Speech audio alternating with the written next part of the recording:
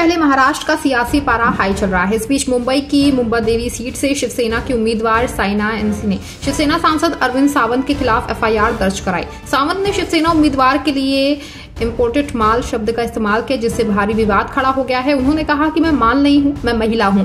उद्धव ठाकरे चुप हैं, नाना पटोले चुप हैं, लेकिन मुंबई की महिलाएं चुप नहीं रहेंगी।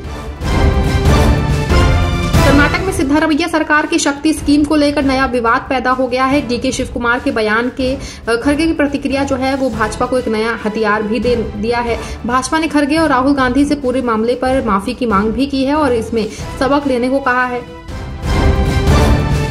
प्रशांत किशोर ने बेलागंज विधानसभा के उपचुनाव में जनसभा के माध्यम से चुनाव प्रचार किया, जहां उन्होंने समसपुर, सिमचक और पीर बिगहा गांवों में पार्टी के समर्थन में बात की। उन्होंने लालू को चुनौती देते हुए कहा कि अगर वे अपने समाज के योग्य नेताओं को आगे लाएं तो जनसुराज उनके समर्थन में खड़ा होगा। साथ ही किशोर ने मुसलमानों को अपने नेताओं की समझ की कमी के लिए चेताया। कांग्रेस हाईकमान ने हरियाणा में चल रही गुटबाजी के बीच रणदीप सुरजेवाला और कुमारी शैलजा को बड़ी जिम्मेदारी सौंपी है। सुरजेवाला को महाराष्ट्र विधानसभा चुनाव के लिए स्टार प्रचारकों की सूची में शामिल किया गया है, जबकि ये सूची कुमारी शैलजा के हस्ताक्षर से जारी की गई है। ये पहली बार है जब किसी संगठनात्मक फैसले पर कुमारी शैलजा के हस्ताक्षर हैं।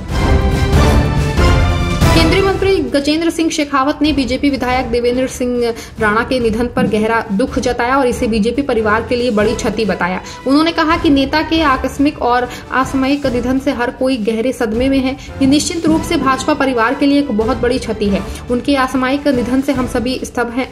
मैं पीएम मोदी, केंद्रीय गृह मंत्री अमित शाह और पार्टी के राष्ट्रीय अध्यक्ष जेपी नड्डा की ओर से संवेदना व्यक्त करने के लिए यहाँ आया हूँ। राजस्थान के पूर्व सीएम अशोक गहलोत ने गोधरा कांड पर पाठ्य पुस्तकों की अनुपस्थिति के बारे में राजस्थान के वर्तमान शिक्षा मंत्री मदन दिलावर की टिप्पणी पर बात की। गहलोत के पिछले प्रशासन के दौरान गोधरा कांड से संबंधित पाठ्य पुस्तकों की कमी के बारे में शिक्षा मंत्री दिलावर की टिप्पणी के जवाब में पूर्व मुख्यमंत्री ने कहा कि मुझे इस मामले पर कोई जानकारी नहीं है, लेकिन आप मंत्री को जानते हैं, वो कुछ भी कह सकते हैं। महाराष्ट्र भाजपा आगामी चुनाव में राकांपा उम्मीदवार नवाब मलिक का समर्थन नहीं कर रही है। इसलिए शिवसेना यूबीटी सांसद प्रियंका चतुर्वेदी ने कहा कि ये भाजपा की कथनी और करनी के बीच अंतर दिखाता है। भाजपा ने नवाब मलिक के खिलाफ विरोध प्रदर्शन किया था और देवेंद्र फडणवीस ने मलिक को पार्टी के विधायक दल में शामिल करने और उन्हें चुनाव टिकट नहीं देने के खिलाफ अजित पवार को पत्र लिखा था। अब अजित पवार की एनसीपी द्वारा नवाब मलिक को चुनाव फॉर्म दिया गया है। बीजेपी नेता ब्रजभूषण शरण सिंह ने एक देश एक चुनाव का स्वागत किया। उन्होंने कहा कि बीजेपी को एक राष्ट्र एक चुनाव लागू करने के लिए समर्थन मिलेगा।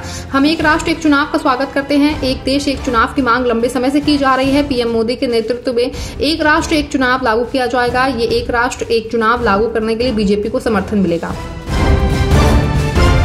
शिवसेना सांसद श्रीकांत शिंदे ने सीएम एकनाथ शिंदे की सरकार की विकासात्मक उपलब्धियों, खासकर लड़की बहन योजना का हवाला देते हुए महायुति की जीत पर भरोसा जताया। उन्होंने कहा कि इस बात पर जोर दिया कि कांग्रेस अपने वादों को पूरा करने में विफल रही है, जबकि उनकी सरकार ने महिलाओं को सशक्त बनाने का ध्यान केंद्रित किया था। जम्मू कश्मीर के नगरोटा से भाजपा विधायक देवेंद्र सिंह राणा का पार्थिव शरीर जम्मू में उनके आवास पर लाया गया है। इस बीच जम्मू कश्मीर के मुख्यमंत्री उमर अब्दुल्ला भाजपा नेता को श्रद्धांजलि देने उनके आवास पर पहुंचे।